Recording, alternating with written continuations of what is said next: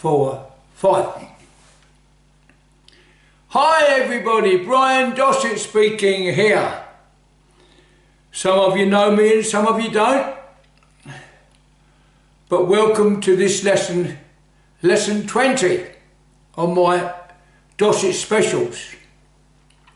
This one is going to be called The Secrets of Nothing.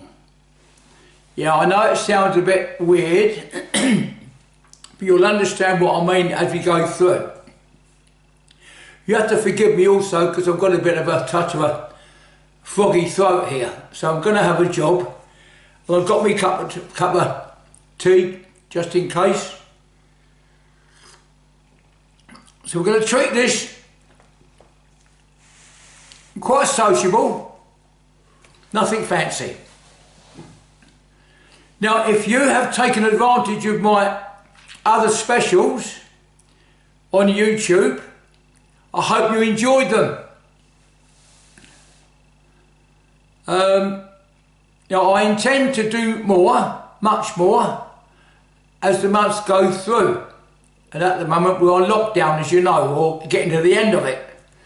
And we can only cross our fingers to see what happens. So we're in February. March now, March 2021, the beginning of March. So watch that space on YouTube. And it's that word, space, that will pop up all the time on this lesson. It will be a major contribution in this lesson. Now, we all know about natural energy that we never recognise until it's removed from us. It's taken from us. It's no longer there, but we know it's there. Now, those of you who know me recognise and understand I ain't no master in technology. I can't stand it. Although I know there's a lot of good advantages within it, like now. But I'm no good at it. And that includes emails, the spelling and grammar checks, bearing in mind I'm not bad at spelling and grammar. It's just that when I try and put it on paper, my fingers get all jumbled up. There's Facebook and there's messengers, texts, mobiles, and of course this YouTube is no exception. But all those technology stuff I just can't handle. Sorry, but I don't really want to. I don't want to go to that level of struggling and using my last few years trying to understand what it's all about. I mean, even trying to set up this camera that you got there now and I'm sitting here. That wasn't easy for me. So, I have spent 4 weeks trying to put this lesson together. More than that probably. Believe me, it's been a damn headache because of my technology limitations. And in the end I gave up. I just threw it in a basket. I got so frustrated and fed up with it all. Everything all got jumbled up, all the frames and all this, and I didn't know what come first, what come, I don't know where I was. So I gave up and I'm going to try again.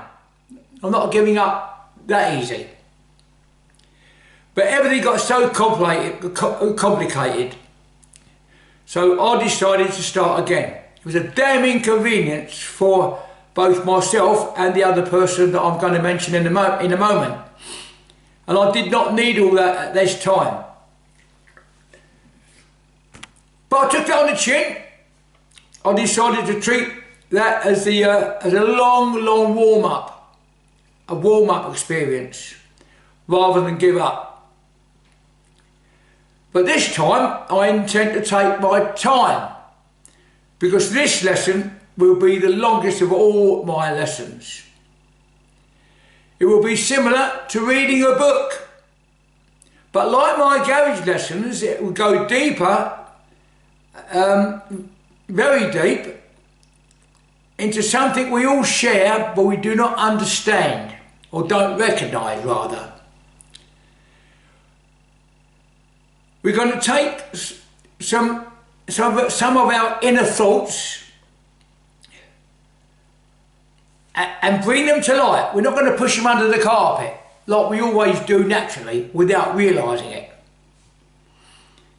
We either believe what we want to believe through our internal fears, hoping that something is true, and although we've got question marks on it.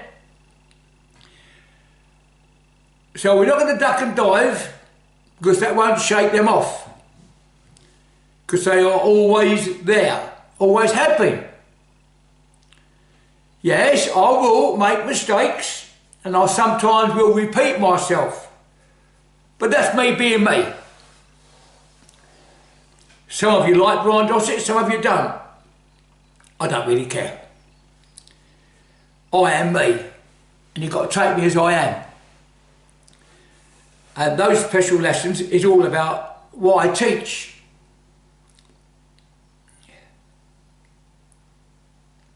It's very difficult to know where to start, really, because during the lockdown everyone seemed to jump on the technology to serve other people, their students, other members. We see all kinds of charities being highlighted. So many Keep Fit sessions drove me up the wall. I didn't know who was doing what and what was happening. People were creating, which was good, experimenting, that was also good. But people did watch the TV more than they ever used to. And that was good because there was documentaries and cookery programs, and they all increased. Gyms and boxing clubs, martial art clubs were all having problems. So they were no exceptions to the situation that we were going through and still are going through, but I hope coming to the end. And some it affected worse than others. For example, I've got a garden, all right? It didn't come easy getting where I am. I had to work over the years for that. I went from dives and flats to masonettes to bungalows and got where I am now. It wasn't easy. By God, it wasn't easy. I had 3 jobs going and one day it was hard work.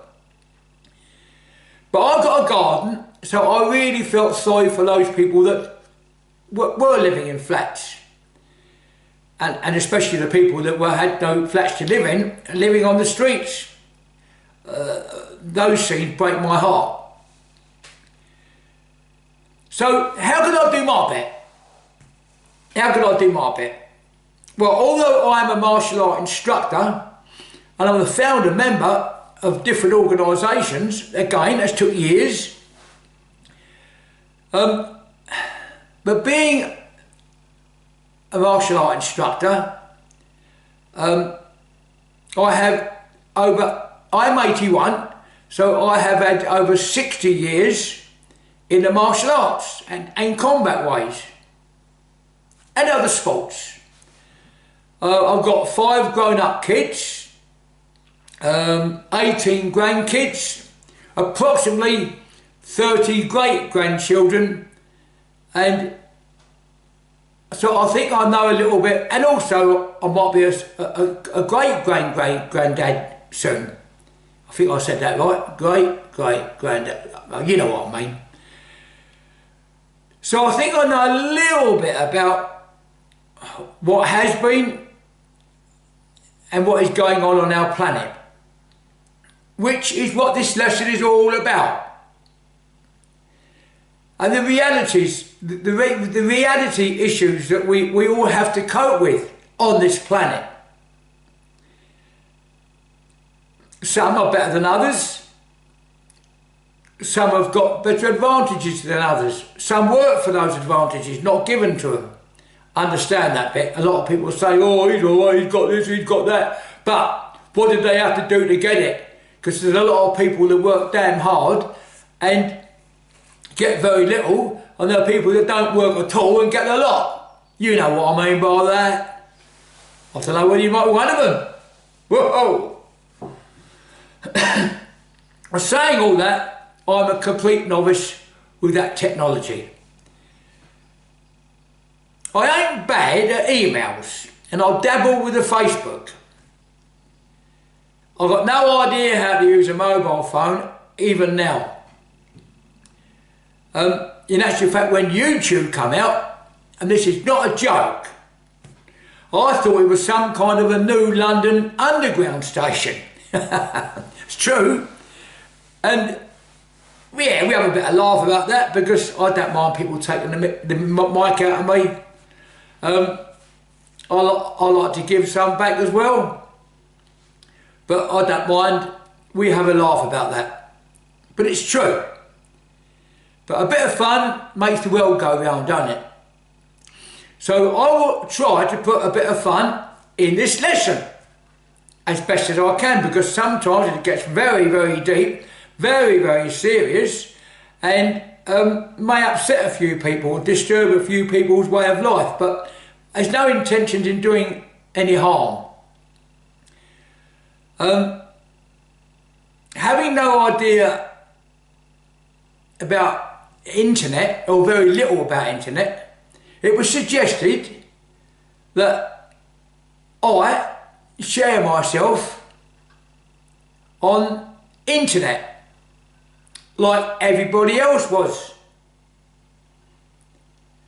And having technology experts within my organisation, all my students, my former students who have gone up the ladder and got their own clubs, and very, very good.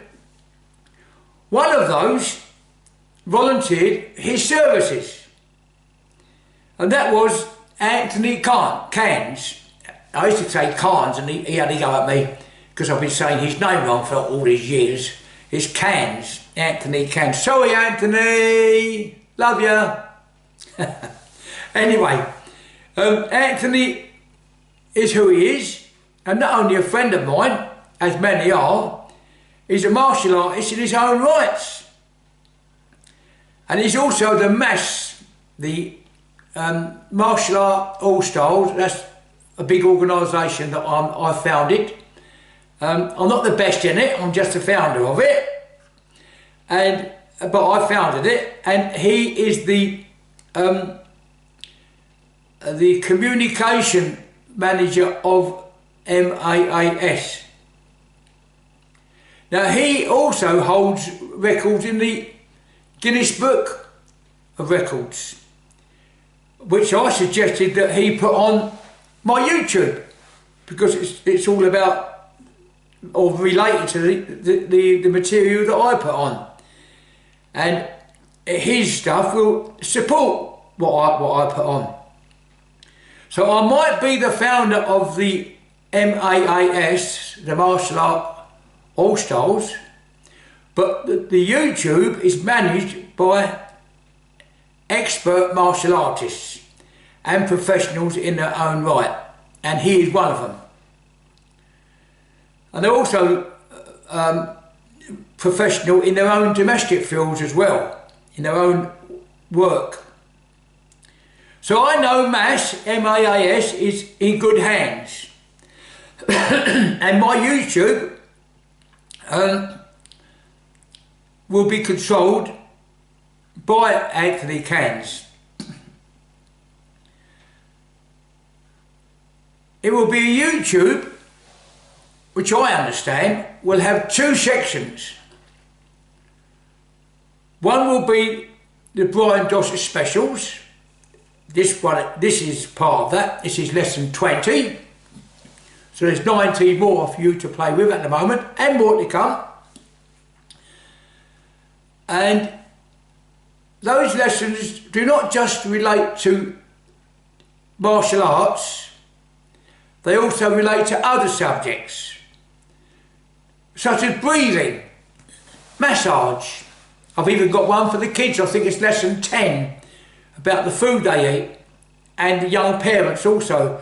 That lesson might give you a few ideas on how you put food down your children's bellies, especially when they're kids. Look at that, lesson 10, good one that. And also, there's another section called, don't laugh at this, the life of Brian.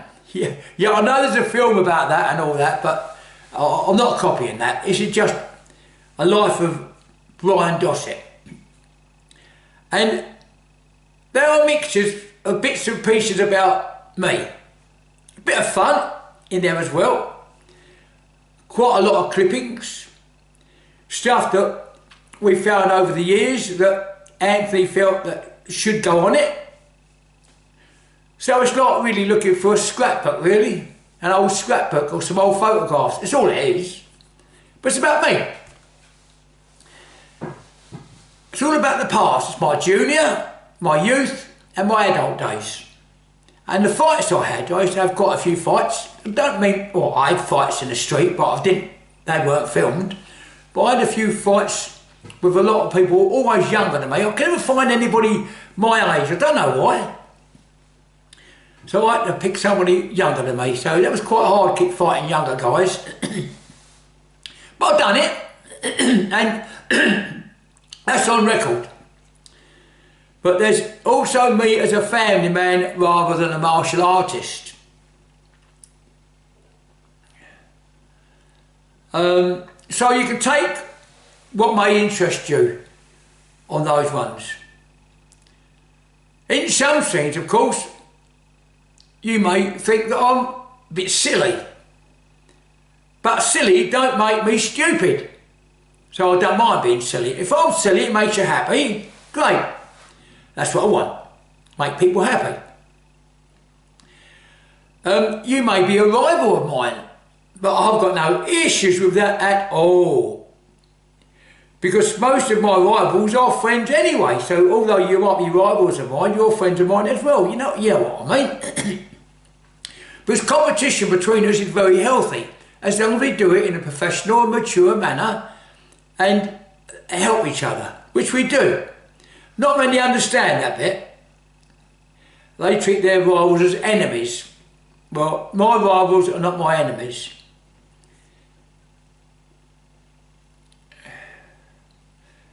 On the other hand, you may even be someone out there looking at this now who can't stand the sight of me, can't stand the sight of Brian Dossett. Thinks it's a bit potty, or a bit cocky, or big-headed. A show-off. I am a show-off. I'm doing that now. I'm showing myself off to you now. Nothing wrong in showing off. Showing off is very important, and I teach all my grandchildren and children that. And all my members that. Go out in the world and show off. Footballers show off, otherwise they won't be chosen to play for their team. Snooker players show off, otherwise they won't be where they are now. We all show off, we got to, but showing off and having a big head are two entirely different things. Showing off how good you are will encourage and help people to be like you or better than you. My students used to say to me, oh, I want to be what you are. I said, no, I don't want you to be what I am. I want you to be better than me. And that's very important. So showing off is good. Having a big head is not. So one thing that I have learnt in life is I listen. I might not agree, but as I say, if you don't like me, sorry, I don't know what I've done. We might have fallen out over something, but I always forgive, but I don't forget. That's important too. So I have no issues with that. But we all have situations that we have to deal with. And one thing I have learnt in life is not to allow a situation to become a problem. Not to allow a situation to become a problem. That's another important thing to hang on to, and hang on tight. That's easy said, but difficult to do. And situations, they come in all different levels. For example, those realities will be in my book. Yeah, I've written a book. Alright, I'm not very good at reading and writing or technology, but I've written a book. So this silly man has written a book. But again, being limited in technology, how is that possible? This silly man could write a book. We thought only educated people could write books. But between Anthony Cairns and another Royal Grandmaster of mine, student, a long student, long-time student rather, is Stephen Cummings, who is in charge of MAAS, all the graphics and designs. He's responsible for all that. So thank you, Steve, you know I love you. Well, they have worked together and now finalising a book that took me 25 years to write. 25 years. I'll get a cup of tea or sip. I'm not joking. I started it 25 years ago and didn't realise it would take me this long. I've had a lot of breaks in between because I just can't just stay on one book. I had to do it when I could. So 25 years of putting all what I think and what other people thought about me, because I used to do things that I can't remember, other people can, and all that's in the book. They tell me things that I used to do that I can't remember. I wasn't drunk, it's just that I can't think of everything that I did in my life. What did you do on Tuesday, the 28th of January, 15 years ago? No, you don't know. Of course you don't know. And that's the situation I was in. And that book, that took me 25 years to do, and being finalised, I hope, this year, it's called Stranger Within.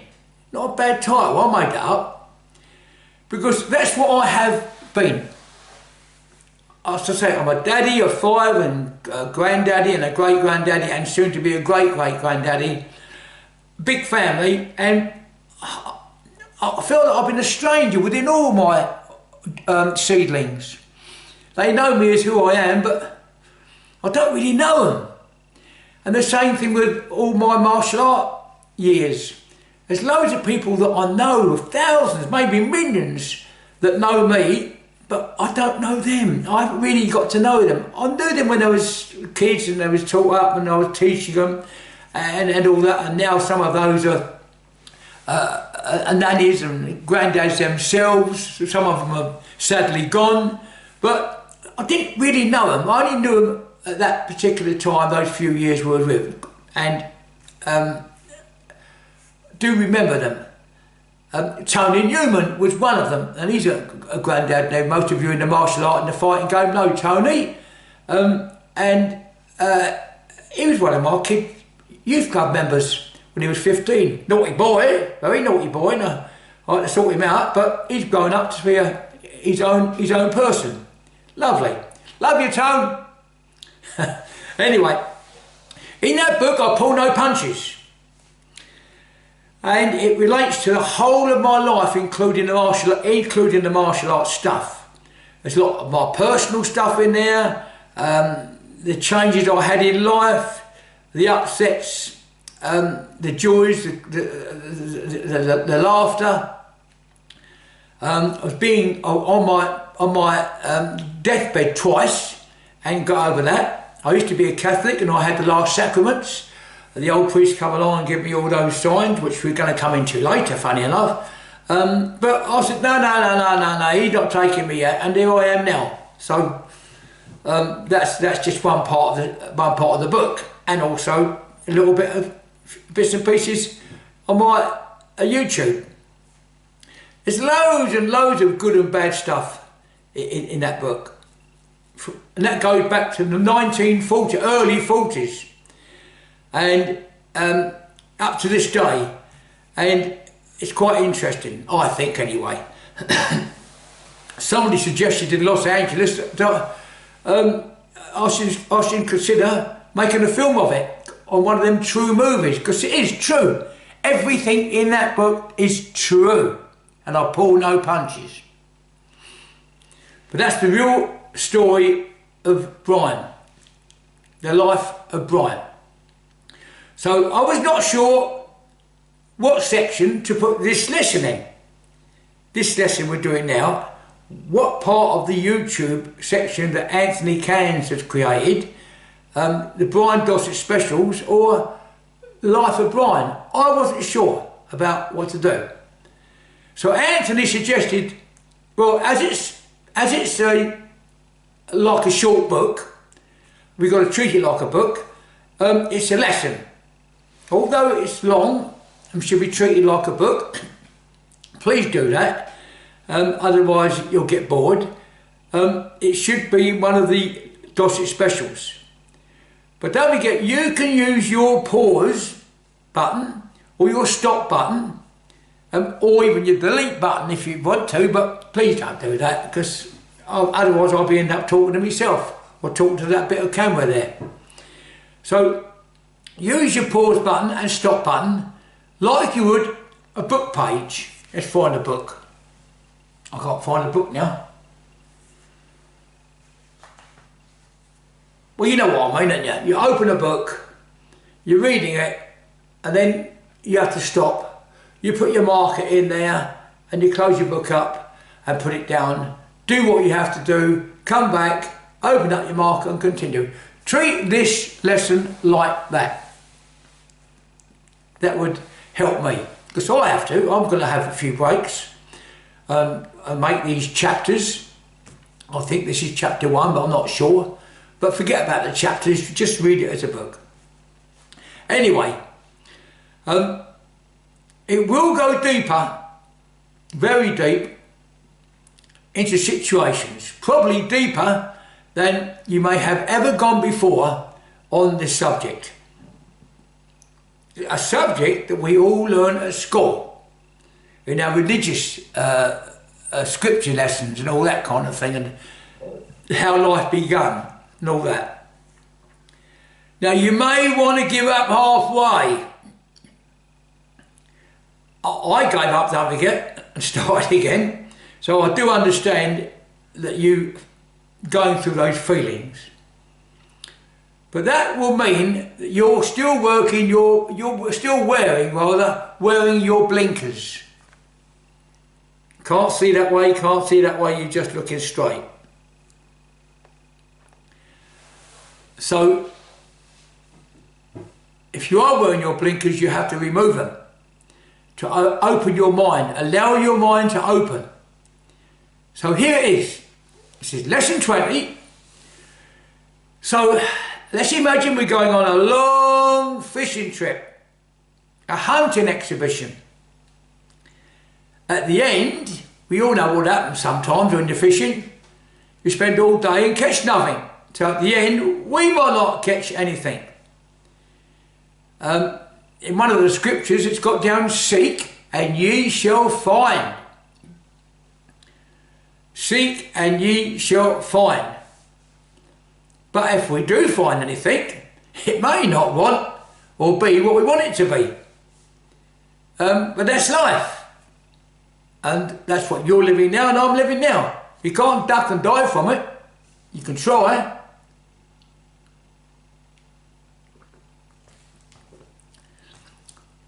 So I hope you join me in this fishing, this hunt. Welcome. But it will require much more thought than those garage lessons, the lessons of my other lessons. Although they go deep, this is going to go deeper.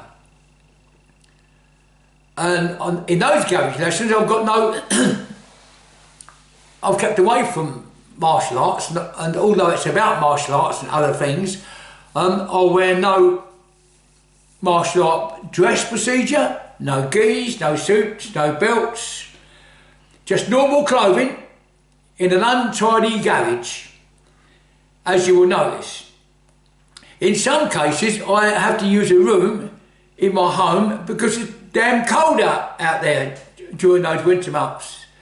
January, December and January is quite cold, as most of you know if you're in the United Kingdom. And sometimes I teach by myself, you and me, or I have a partner in my own bubble, because as we know, in these lockdowns we had to be strict, distance and keep within our own bubbles, and I did that. I used my son, Stephen, who most of you know, and my grandson, who most of you know, both involved with martial arts. But I do apologise for the way they look. They'll never be as good looking as me while they've got a hole up their bottom. Don't tell them I told you that. Anyway, so those lessons were special. And I decided to go a little bit deeper in those lessons. So instructors and students may have a better understanding of what they teach and what they learn. Not just do the technique. A lot of people go to the clubs, they really enjoy the techniques and work out and go home, and they say, oh, I really enjoyed that, I really enjoyed that. But did they learn anything? What did they learn? So sometimes the instructor is limited in what he can teach, not because he doesn't know it, because he hasn't got time. When you've got a load of people you're teaching, because they're all different levels. Instructors know what I mean by that. So in my garage, I go a bit deeper into things and situations that may not be able to be done in that 1 hour class session. There's just not enough time. So let's deal with this lesson 20. As said, this lesson will be the longest and have nothing to do with martial arts or sport, but it will relate to the lives we all live, yours and mine. The planet that we live on, which is a little circle in the universe, we call Earth. It's our home, our universal home. But we go deep into where were we before our beginning. And I always use a ruler, a 12-inch ruler for that. That's the beginning of the ruler, O, and that's the end of the ruler, 12. I'm using a 12-inch ruler, right? So, that is our life. The measurement of life, I'll call it. I'll teach my kids this and my students.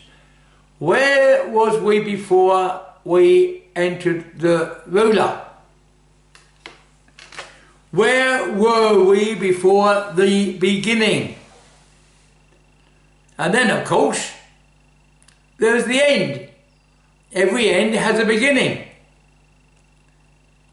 And that's similar to my garage lessons.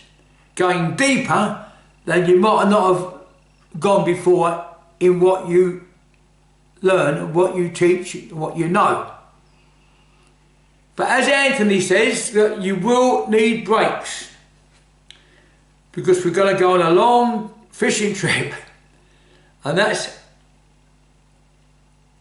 our journey from here to there. So use your lesson, or this lesson, as the book. Very, very, very important.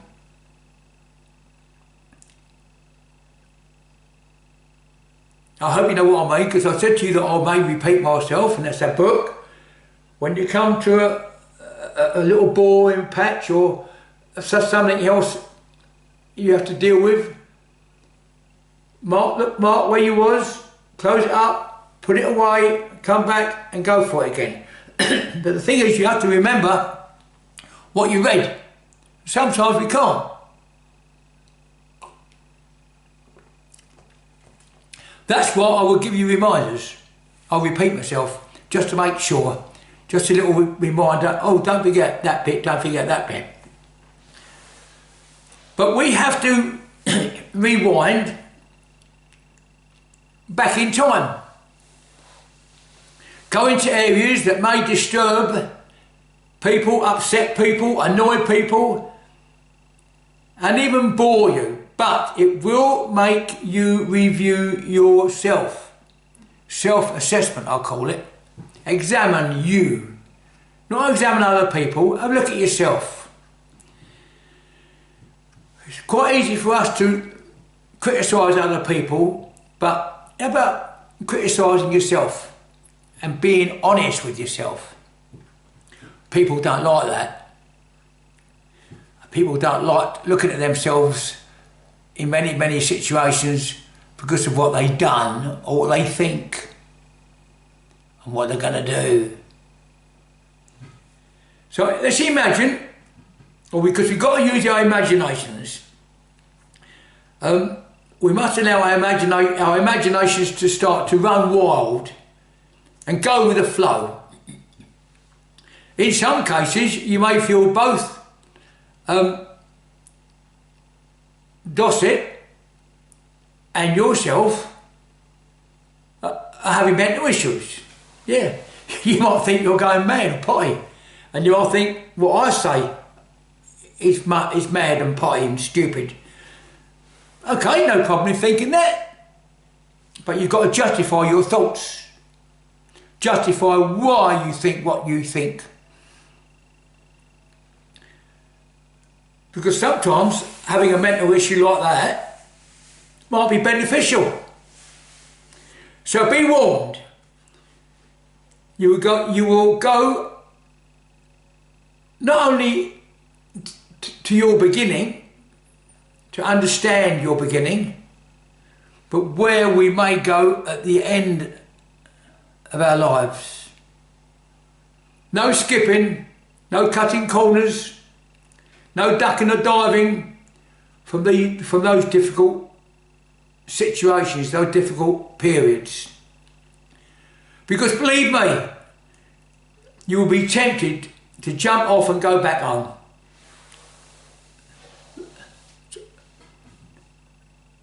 Pack up your fishing rods and go. Or just leave your fishing rods there. I don't know. But you'll have those feelings. So why is it going to be so long and so difficult? Well, it's a simple question, and that deserves a simple answer. And this is the bit that's going to get you, the answer. It's to find nothing. Yeah, that's the big one. To find nothing. What do I mean by that? Well, you've got to hang on now. Now, it's where you start thinking, oh, do I want to carry on or what? You've got to start thinking now. What the hell does he mean? To trying to find nothing. He's gone potty. No, I haven't gone potty. You'll see why later. I'm just digging into what nothing is. And you'll find out what I mean later, if you stick with us. So immediately I said that, you become curious. What? What does he mean by nothing? There you go. You will become curious. And we all know what curiosity did to the cat, don't we? Yeah. So how do we prepare for this mystery that we're going to dig into? Well, with any fishing or hunting exhibition, we all need to equip ourselves. But on this trip, we only need 3 tools. We haven't got to take a load of luggage with us. We just need our imagination, an open mind, and our ruler. That's all. You stay there, ruler, because I'm going to use you a lot. Yeah, I used my imagination then. I was talking to a ruler. And we all know rulers don't talk back. This one does. How are you, ruler? All right. You stay down there until I need you, okay? Alright. No, I'm not mad, I'm just having a bit of fun. If you can't take it, go back to bed. Anyway, our imagination is to enter into something we may claim is untrue and rubbish. An open mind will help us consider what a reality is, what a theory is, what are the difference. Okay, you both say, oh, I know. Okay, if you know, we'll find out whether what you know is right, or can it be questioned. And we're going to use my mate, your mate, the ruler, as a compass to ensure where we are, where we're going. That's all our ruler is.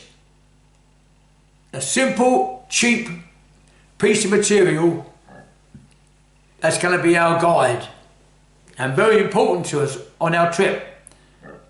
But we will get stuck in the muds. Loads of them, but we must keep away from the quicksands for obvious reasons. Do you know what a quicksand is? Oh dear. How can I put it for those people that don't know? Well, a quicksand is like a muddy patch that sucks you and sucks you and sucks you, and it takes a hell of a job to get you out, and then you're finished. That's a quicksand. It's very quick to take your life away.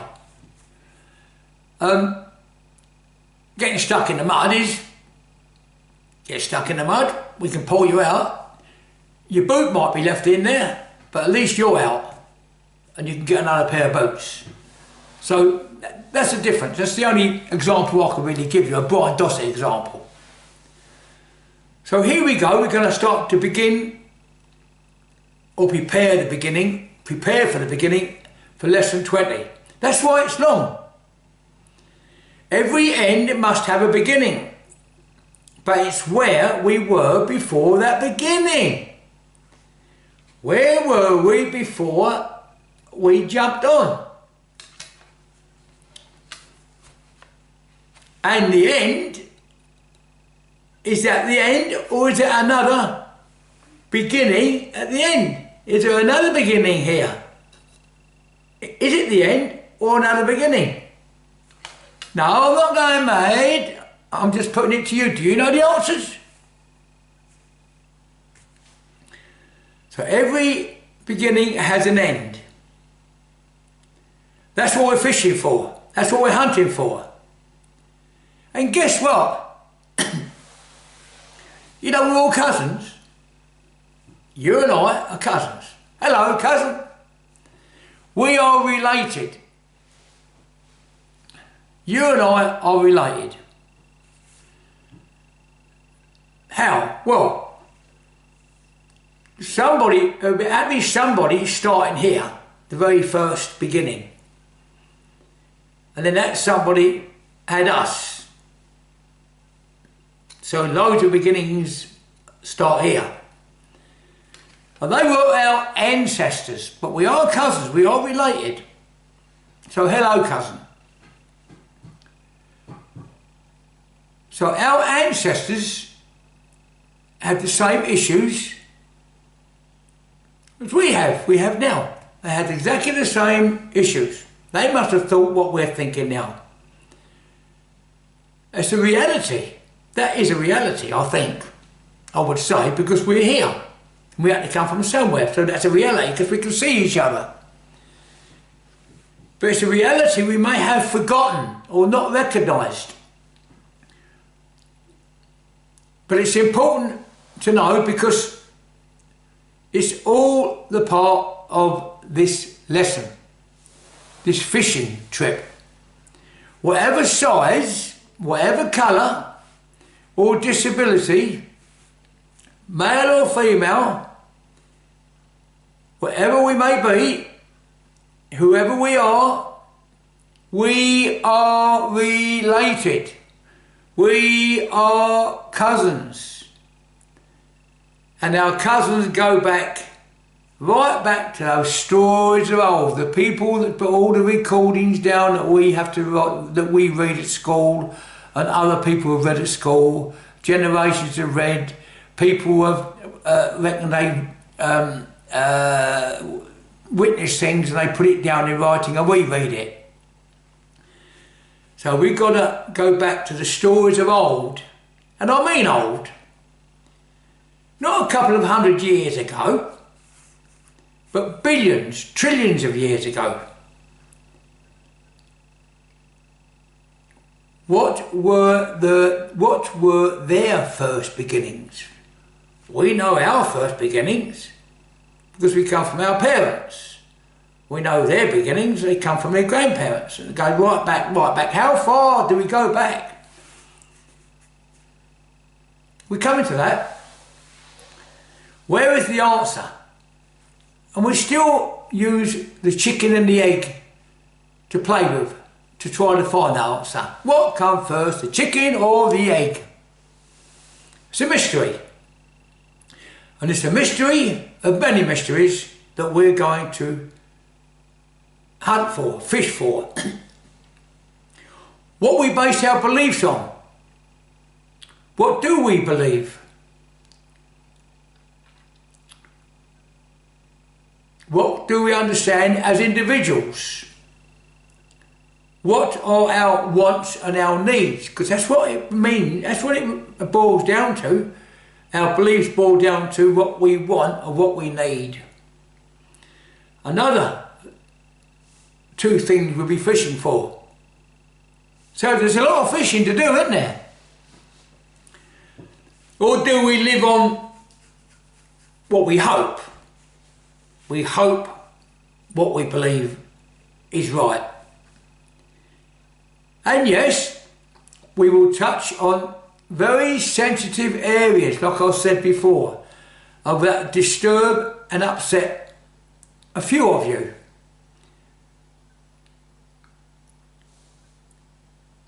So, let's begin again. How are we related? How are we cousins? Well, that will become clearer when we go deeper into the wilderness of the mysteries. But it's important to know where you are at the present time. It's very important us not to forget where we are at the time and where we are. Now some of us are, here comes my mate again, the ruler, some of us are here. We are still at the beginning of life. Some of you in the middle. Now there. Like me, some of you at the end. I'm about here. I'm about number 11. So I've only got 1 year left. That's all I've got. Not a nice thing to know, is it? So I'm one person to find out, well, what happens when I'm pushed off. Very important to understand the ruler of your life. Where would you like to be on that ruler? That's a good question, isn't it? Where would you, we know you're here, we know we're here, we're here somewhere. Where would you like to be? You might be there, but would like to be there. I am here, and I like to be here, or even there. It's a very, very, very, very good question, and something for you to think about. It means you rewinding your life.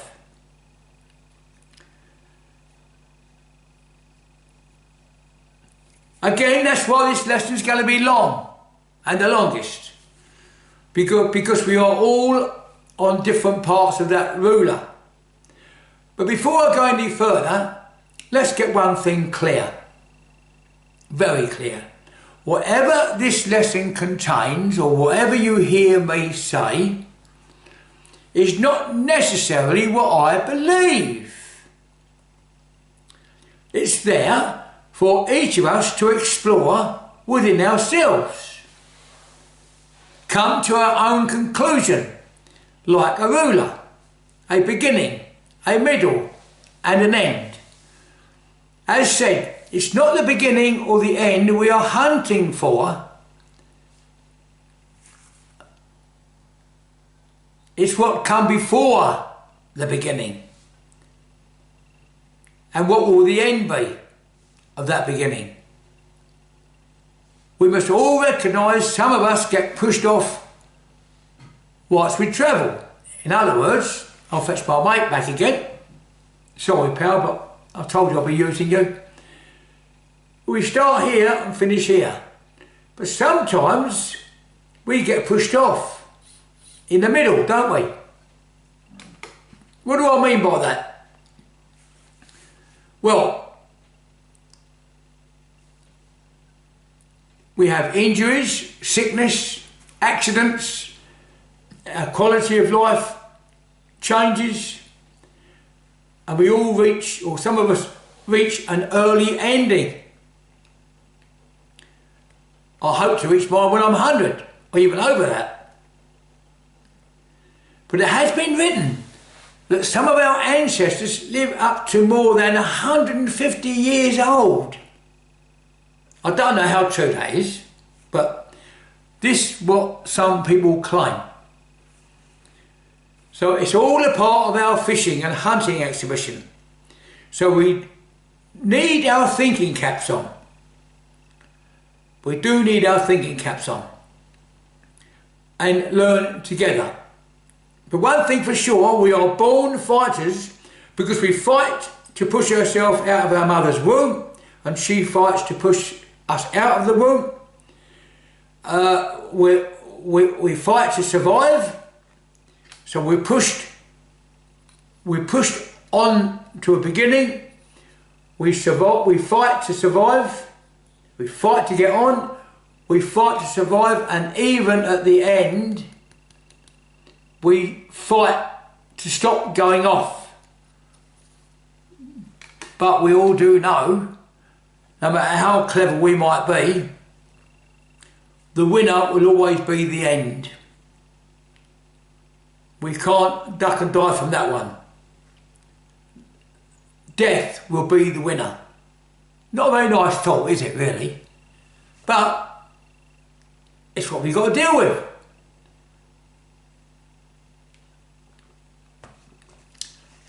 But we're all related. We may not understand each other, but we do, or we should rather, try to understand ourselves. How can we understand other people if we don't even understand ourselves? That's fair enough. That's a fair enough saying. For example, we all hear about the mind, the spirit, the soul, the ghost. All those things supposed to work within us. Think about that very carefully now. How does our matter work? How does our body work? How can we see a mind or a spirit or a soul or a ghost? How can we see those things? We say they are there with us. Our spirits, oh, use your mind and all that kind of thing. But again, all a part of our hunting exhibition. Do we really understand our own beings? Do we recognise the blessings that surround us? Well, when we rewind back to those old stories, those old recordings, those old gospels of old, we might find that they guide us into what we want to find or what we need to find when our fishing nets go out into the wilderness. So who were responsible for those recordings and those writings? Whoever they were, like us, they had to have a beginning. and they had to have an end. But they are no longer with us. They're gone. But we are here. We've got to deal with it. How they deal with it, no idea. All we know is they recorded certain things that we read. And here we are, trying to deal with it. All we have to go on is what we can see, and that is our own human structure, our own bodies. We've all got a body, and it's ours. It belongs to us. It don't belong to nobody else. It's our matter. The body is a matter. But through our modern science, it's easy to recognise. The body is easy to recognise. It's those invisible powers of nothings get in the way. We can understand our bodies, but those nothings, which we're told are there, they're the barriers. That's what we're trying to understand. The mind, spirit, soul and ghost. They remain mysteries and have done for years, for centuries. However, we must keep away from all the religious claims, leaving those aside if we can. Sometimes they'll have to pop in and out, but we try and not push them aside, but sidetrack them slowly. And fish and hunt for our own understanding. Do that understanding relate to what we're talking about? Well, science informs us that the mind is a bit of matter within our brain. So that eliminates mind. If mind is a part of our brain, that's no longer a mystery because we can see it. Science tells us that's what it is. Whoever gave that particular matter that title, mind, is another question, which we may find during our hunting exhibition.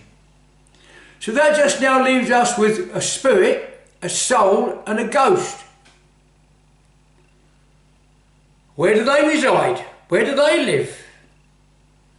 All part of our fishing. Now you may want to respond right now of what you hear me say, but you can't. I can't hear or see you, so you can't. So you've got to control your feelings and hold them within you and deal with them by yourself. I can't help you. You can't help me. I would like to hear your opinions, exchange the disagreements, because I do like a debate, and I like to feel what you feel. But we're not in that position. Your feelings, your stress, your frustrations, what you want to say has to remain with you. They belong to you. So you can't argue with me, but you can argue with yourself. You can have a little discussion with yourself. It's called talking to yourself mentally. We come to that later too. I talk, you listen, and that's it. That's the reality of what we are experiencing at this moment. I talk, you listen. What I say is not necessarily what I believe. I won't preach to you, or dictate to you, or even encourage you. That would be wrong. You're just with me on this fishing trip, and you've got your own ways of fishing. But anyway, to limit any boredom, which I hope you ain't at the moment, because I'm getting a little bit tired too. I'm human. I need me cups of tea.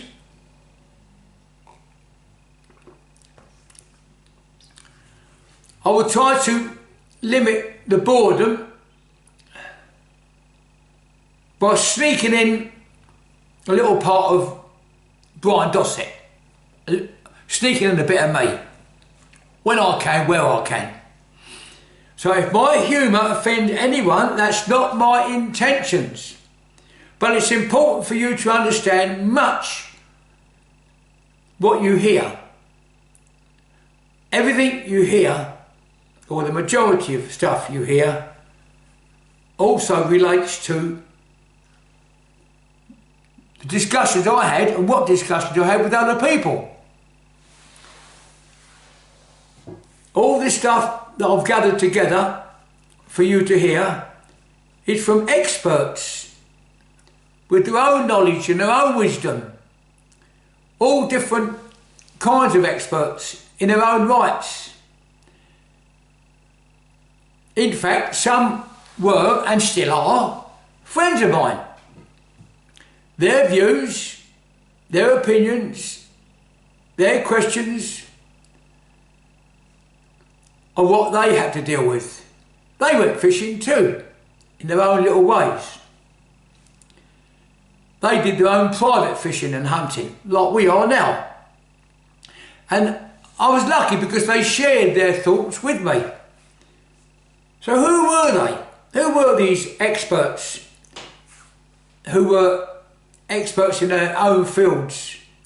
Well, they were quite a few. Don't forget, I'm 81 years of age, so I've been about a bit.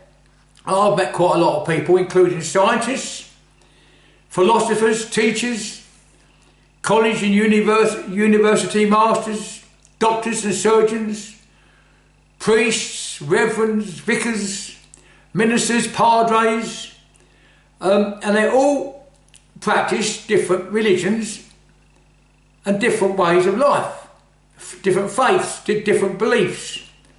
Sadly, some of them have met their end, no longer here. Others are still here and are still friends of mine. I mean, those who have long gone, sadly gone, they're still friends of mine because I do speak to them mentally. Yeah. I communicate with them my way. We're going to come to that later too. And I think they communicate back. And we come to that too later. But I've got people on the planet with me now. For example, I've got so many, but one of them is Tom Bryson, a Scottish minister who has been studying martial arts with me, and one of my former, well not former because he's still my student, he's one of my students. Tom how can you put Tom? Well, he was one of our black belts who did not leave, but he separated himself for a while to study his life, to study what he wanted, and he found what he wanted. And he's living in that field of play now. He is a minister. In actual fact, he's still teaching martial arts, spirit combat, within his own parish.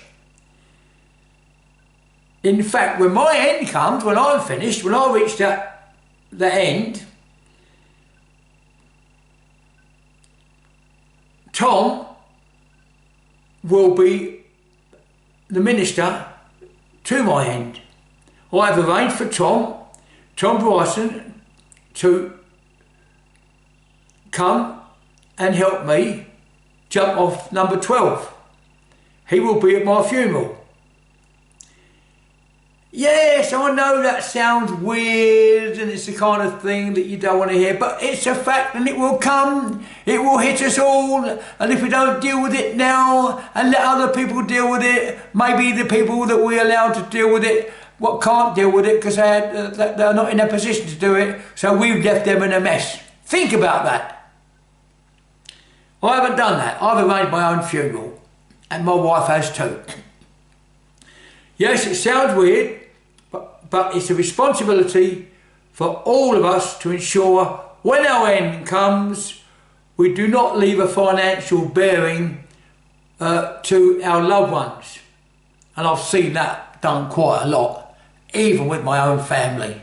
Believe me, it's not nice when people have got to sell things to pay for a funeral. And I'm not plugging insurance, life insurances or funeral plans, although I've got one. I'm not plugging them, I'm just telling you what I think I've done is the right thing, and I'm not going to encourage you to do it, but if you don't do it and you leave your loved ones in a mess, who do you blame? Think about it. So those we leave behind, our seedlings, in fact, will be a part of our fishing exhibition. Deal with that later. The seedlings from our ancestors, our relatives, our past, is still as much as what we are today as they were in their days. So all these things that I gathered together, all the information I gathered together from my friends, all those experts, during our discussions, together we all shared our personal thoughts, which will be part of my luggage during our fishing trip. You know, we've got our 3 main tools, but we've also got our own personal things, and they belong to me, which will help me share with you to come to any decisions we may have to come to.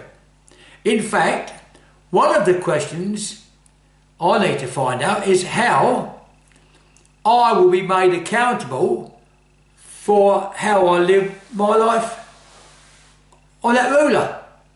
That's one of my questions. People say that you will be accountable for your life, but I'd like to know how. Who will be the judge? The assessor. When my end comes, who will judge you on what you've done? Can you remember the things that you did that may be considered evil? Can you remember the things that you did that you consider to be good? If you had 2 lists, one side of the list was the good bits and the other side was the bad bits, which would get filled up first? Think about it. Because if we are accountable, that's the kind of thing I presume would happen. Oh, look at all the good things. Oh, look at all the bad things. And when the judge looks at that, whoever the judge may be, what will he do? What decision will he make? Think about it. No, I'm not mad. I'm just putting questions. It may be the people that think I'm mad, they're the mad ones because they're ducking and diving. They're ducking and diving for my punches. But maybe my punches are a little bit too quick for them. Think about that. So that's one of the biggest mysteries that I want to look at in my fishing net. Who will be the judge? So, where do we go? What is the biggest mystery of all? We know there's going to be a lot of mysteries out there. Which is going to be the biggest of them that we're looking for? Well, that has got to be our planet. All right? We've gone around and round and round. We've played around, or I have, by talking to you. But I'm really preparing for what's got to come. Because we really haven't started our fishing yet, have we? We're still on our way to the fishing grounds, and we're thinking, how about this and how about that, and what happens here and what happens there. We're actually talking, really, aren't we? And that's what I'm trying to put over. And it's difficult for me because we're not in a discussion group around the table, are we? It's me doing all the talking and you doing all the listening, so I'm the one that's getting worn out. You can use your button to pause or stop.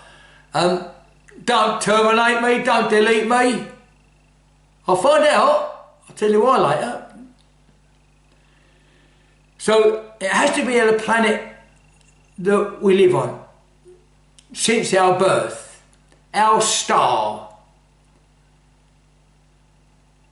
our dot within the universe, a dot within the universe, a little star within the universe, and the universe is all within nothing. Our little star is only one of billions in a space of nothing. Wait for it, it's going to come later. So that star, that planet Earth, has been serving all our ancestors for billions of years. All our cousins, over trillions of years. And they're still and it's still serving us every second of our lives today. You and me are relying on it. We're relying on something that relates to the little planet we live on. What is it? The same power of nothing is still here. It's a power. For that nothing to have everything within it has to be powerful. I know it's hard to understand, but that's what we're fishing for. I told you it's going to be hard. So don't start sneaking out of it now. Things get hard, let's deal with it. But it's still serving us now. The same power of nothing is still here and was always here and will never end. Whoa! It gets worse, doesn't it? Anyway, the trillions of years and years and years ago all happened, and we are the results of what happened. That power of nothingness. We can't see it, we can't hear it, we can't even feel it. But without it, there would be no life. And guess what? It's free. Didn't cost a penny. But without it, we're dead. That's how powerful it is. I know it's difficult to take on board because it's free and it's with us all the times, and we can't understand it. But it is what we draw our breath in. I'm just going to give a little slice of it. A little slice of it. And no, I'm not going mad. But it's the air that we breathe. We're going to do an experiment in a minute. It's the air that we breathe. Is that a reality or a theory? Think about it. The air that you're breathing at this moment, is that a reality or is it a theory?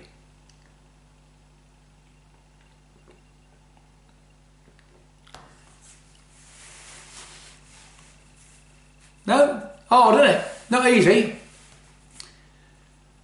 Let's use another simple comparison. Let's use our hand. Just a simple comparison. We use our fingers every day without thinking about it until something goes wrong with one of them. We've only got that now. We had that, that's been injured, that's got sick, and we can only use these. We only recognise that when that's gone. We don't think about it, why it's there, until it's taken off of us. All the fingers work. We can still do the same thing, but it's harder for this lot because he's gone. So we don't understand it, how our fingers work in harmony together, until one of them becomes sick. And all the others have to work overtime. When it recovers, only then do we appreciate its worth. It's true, isn't it? I know we don't think about that, but it's a good way of putting it, but it's a fact, it's a reality. Because most of us have had part of our bodies, our limbs, injured sometime, and we don't realise how important the working of that limb was until it's taken away, or it's injured, or it's sick. So we take things for granted. No ifs, no buts, no discussions about that one. That is a fact. We take it for granted until it's no longer there. We then start to begin to understand and recognise and appreciate it, only at that time. So if that is a reality, why do we find it difficult to understand that those other invisible things that we can't see, that we can't hear or feel? How can't we understand if we take them away, we're in a mess? The air. We take the finger away, we recognise it. We take our breath away for a few minutes, we struggle. We then start to recognise it. So that power we can't see is within us all the time. Not now and again, all the time. But who gives all these things their titles? Who created the word power at the beginning? Who was the beginning? How did that happen? Loads of ideas that surround us that we take for granted, but we never say, who was the first one that created that? Who created that word? Who gave that a title of cup or mug? Oh, that's a point. It could be, some people call it a cup, some people call it a mug. Two identifications for one thing. Spirit, soul, ghost, could they all be one? Just saying, just saying. Making you think though. So, these mysteries we are hunting for, we're fishing for. They're all complicated. But we can't duck and dive from our thoughts. We must still leave our nets in the waters. Now, we don't need to waste our time on trying to understand our matter, our flesh and our bone, because they are all realities. Our heart, our lungs, our kidneys, our liver, our joints, our bones, to name but a few. They all can be put on the table, studied, and we learn how they work, or the experts do. But we also know that our brain is part of our bodies. That's one of the organs. But it's also our personal computer. That thing that I don't like. So the brain is our structure's computer, our personal computer. And our mind is found out is part of that brain.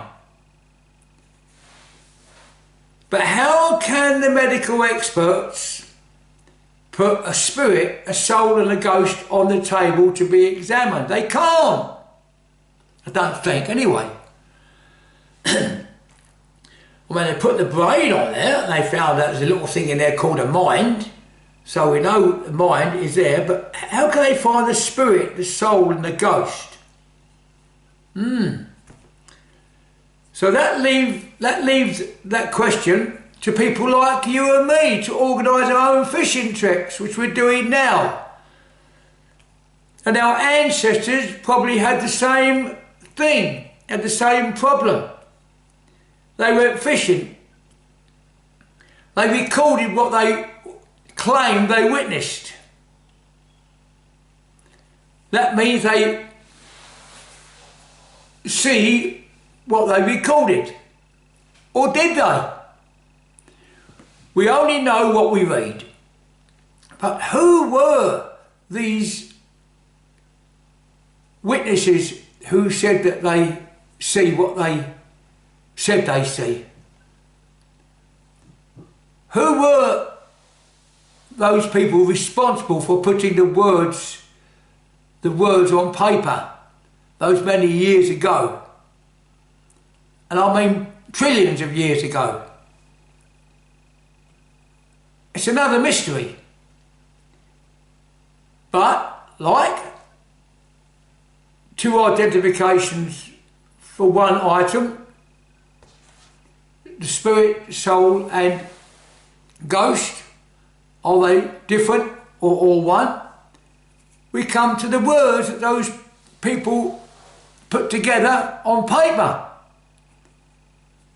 I know it sounds a bit deep, but we're going deep. I think we're going to go deep, but who was the first one to create a letter? No, I'm not going sideways, I'm keeping straight. It's just another one of those beginnings. Who created that first letter and who put those letters together to make words? And then it goes on and on and on, and then of course it all comes together that they write a book or they write something. Let's look at a couple of recordings we use today. All of us use or take part on when we gather together on certain times, certain periods. How many times do we hear, or we go to gatherings where we hear, "In the name of the Father, the Son and the Holy Ghost. In the name of the Father, the Son and the Holy Spirit." How many times do we hear that? And even years ago, when our legal laws put people to death by hanging them, what did they used to say? "May God have mercy upon your soul." I'm not taking the mickey, I'm not doing that, I'm just trying to put a little bit of act in there, and that'll come later as well. We can't deny that these things are said and believed. I'm not criticising anybody, just asking questions. But are they different or are they the same? Or with different identifications? There's loads of things we can think of, can't we? That's one thing, but other people call them different things. Loads of cases, loads of examples. But our body, yours and mine, is it a temple for the spirit, the soul and the ghost to reside in? Yes, I know it sounds stupid, but maybe that we are the stupid ones for not recognising its mysteries like we did before. So I did warn you, some of you may not be able to handle it and want to turn back and jump off the ruler. Whatever you do, I intend to stick to my guns. I intend to stick to my rod. So let's keep those recordings that we still use today as a little guide to help us on our journey. Because we still use them all the time. We listen to them all the time. Whether we believe them or not is another thing. Now, if you have attended a christening or some kind of holy blessings or a marriage or even a funeral, then you took part in those things, whether you like it or not. So who is the Father and the Son and the Holy Spirit, ghost or soul? What do they mean?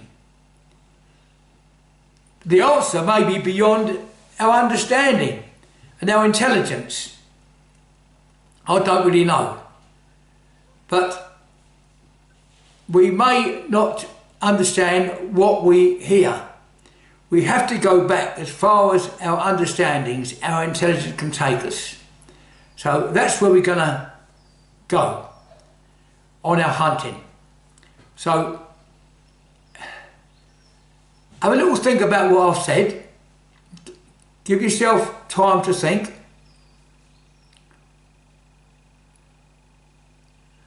Because the next time we go, we're going to go into chapter 2 on what those old stories tell us.